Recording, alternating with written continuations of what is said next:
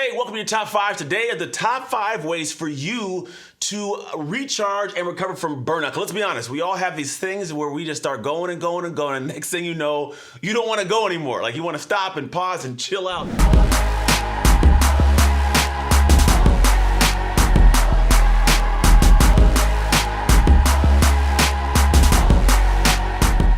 So today we're going to talk about the top 5 things you can do to recharge and recover from burnout. Now, the first one, you got to see it. Like most people don't even see it. You have people in your life right now that are telling you like, hey, you might need to take a break right now. You know what you've been doing? Going, no, I'm good. I don't need to see it. You don't want to see it because if you see it, guess what? Now you got to work on it. And when you have that weight, it gets to like this guilty feeling like you don't even want to work on it. So right now you might need to stop for a moment, sit back and go, am I able to see the areas where I need to stop and recharge? I need to recover a little bit because you cannot keep cutting a tree with a dull axe. If you continue to do that, you end up burning yourself out. The tree never falls down, which means you never accomplished the goal you want simply because you didn't see it or didn't want to see it. So be okay with absorbing a little bit of that pain so you can actually work past it. Then we get to number 2, evaluate the pressure. Because a lot of us, we had this pressure, we had these things going on, but we don't realize it's self-imposed. What does self-imposed mean, Ant? Well, the pressure you're feeling that's creating this burnout, it's on you. No one's waiting for that thing to get recorded, to be posted, to be done. Nobody but you. Now, yes, your dream needs you to create this thing. Yes, you need to put it out because it's your purpose. I get it. But the deadline's imposed by you, which means that only you are waiting for it. So all the pressure you get to keep on moving, which is leading to burnout, it's coming from you. So you got to give yourself a little bit of time to pull back and evaluate where's the pressure coming from. Can you adjust it? Can you maybe modify the way things are flowing and take a different course of action towards accomplishing the same goal? Which leads us to number 3. Once you've taken a chance to evaluate the pressure, I want you to do this one thing that helps alleviate pressure. Where does pressure come from? Well, typically it comes from a deadline. I got something, it's got to be done by this date. If I don't get it done by that day, I freak out. You get to that day and you go, oh, I didn't get it done. And I feel crazy, like guilt. I haven't got anything done. I feel like I got this pressure built up, right? But what if you took a different course of action to get to that same deadline? Here's what I tell people. You must create action days, not just deadlines.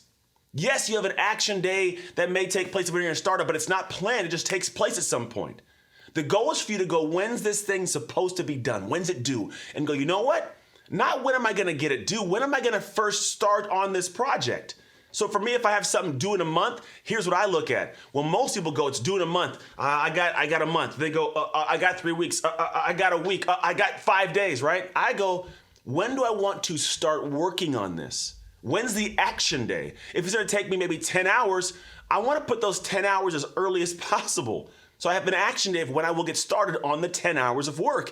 And what it does is allows me to get done early, way ahead of deadline. I have less pressure and stress, and I can actually recharge a little bit to move me forward on the pathway. So I get more done faster and with more joy. So start setting action days, not just deadlines. And then number 4 is one where we have to actually go inside a little bit. And you might attest this could be you, but you might be a people pleaser. What's a people pleaser? Well, you know what it is. I'm not gonna have to explain it to you. Someone who's always out to please other people, but never yourself. And when you're out to please other people, think of it this way. Most people can't even please themselves. They don't even know what they want. We know what we don't want. We don't know what we do want. So you try to serve their needs. You're both running in the dark. So you get burned out. You have no energy because you're trying to serve somebody else to make them happy when I'm telling you, there's almost nothing you can do to make somebody else happy. That is their job. It's not yours. So if you're trying to please people, stop that. Just please these people, this people, you. Right? If you focus on you, you'll find that you eliminate a lot of the stress and burnout and overwhelm because you find that you don't need to be doing so much. You could find that what you really want to do that will make you happy is far less than you've been putting all this energy and effort into. I think it was Tracy, I can't think it was a comedian, he says, true happiness comes from something to look forward to.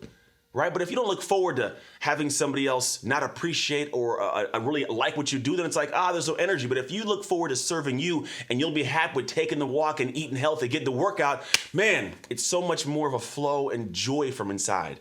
Then number 5, the last step of this is you need to talk to people you trust.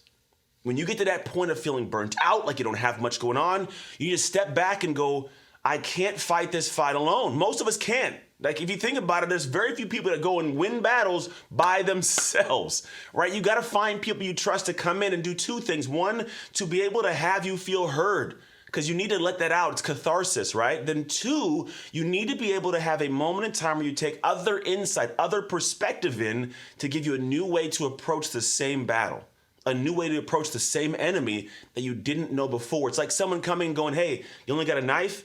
Here's a sword. You go, oh, thanks. Now you can go win the war, win the battle, whatever it may be. But you've got to find people you trust to be able to just share and speak to and let them help your heart. And it helps you get to a point of pulling back a little bit. You can release a little bit of pain and anxiety and frustration and actually recharge and recover to start going again. So those are your top 5 ways for you to recover and recharge when you're experiencing burnout.